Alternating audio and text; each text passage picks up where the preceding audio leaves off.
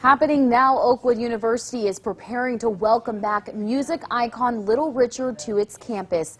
The self-proclaimed innovator of rock and roll will be buried at the Oakwood Memorial Gardens on Wednesday. That's right, and earlier today I spoke with some who knew the man born Richard Penniman. They tell me it's no surprise his family wanted him buried at his alma mater. Oakwood University or Huntsville may not have been Richard's I'll say familial home, but I would say in many ways it was his spiritual home.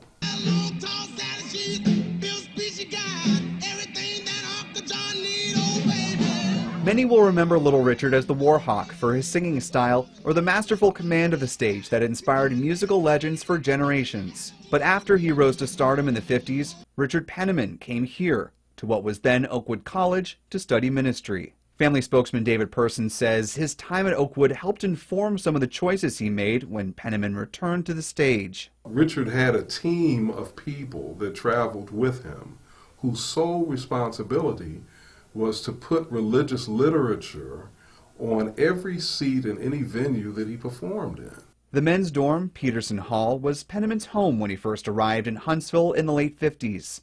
And it was on this campus that Person says the rock and roll legend planted the seeds of his spiritual journey. Ultimately, I think he landed, in that sweet spot where he understood that Little Richard and Richard Penniman could both serve God. That's rare today, to find people who are honest on their spiritual walk. Oakwood's current president, Dr. Leslie Pollard, met Little Richard many times and says his time in Huntsville at Oakwood made it clear why he would want to return here to be buried.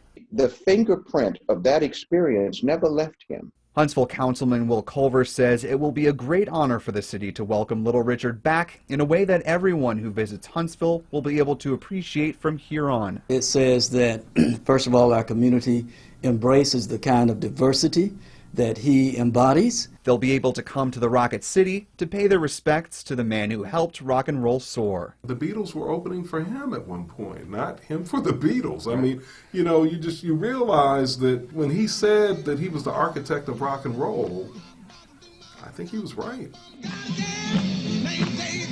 Well, a private ceremony for Little Richard's family and close friends will be held this Wednesday morning at 11.